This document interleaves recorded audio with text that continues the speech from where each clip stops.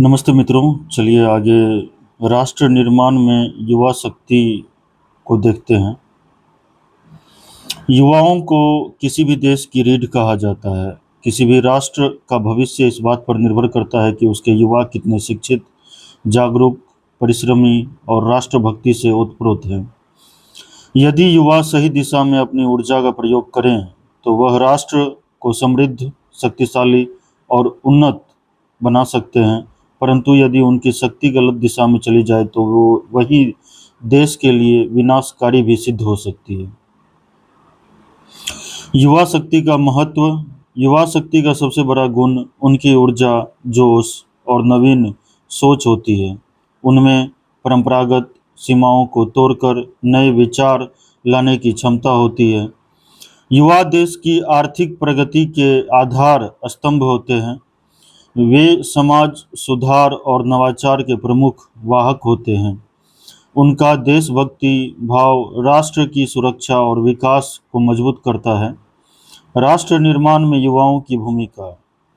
शिक्षा और ज्ञान में योगदान। शिक्षित युवा ही विज्ञान, तकनीक, उद्योग और कृषि में नए प्रयोग करके राष्ट्र को आत्मनिर्भर बना सकते हैं।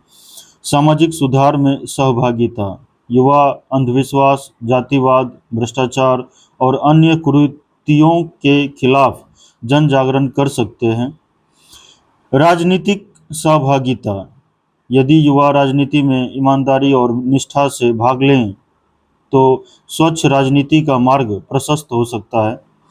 रक्षा और सुरक्षा। भारतीय सेना, पुलिस और आपदा प्रबंधन में युवाओं की भूमिका अत्यंत महत्वपूर्ण है। रोजगार सृजन।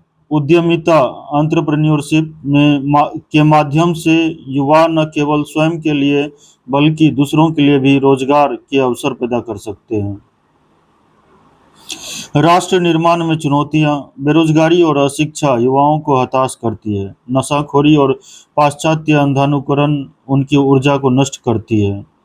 राजनीति में भ्रष्टाचार और अवसरों की कमी भी युवाओं की राह में बाधक है।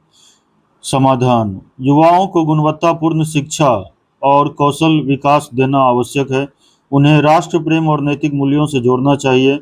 सरकार को युवाओं के लिए रोजगार और उद्यमिता के अवसर उपलब्ध कराने चाहिए।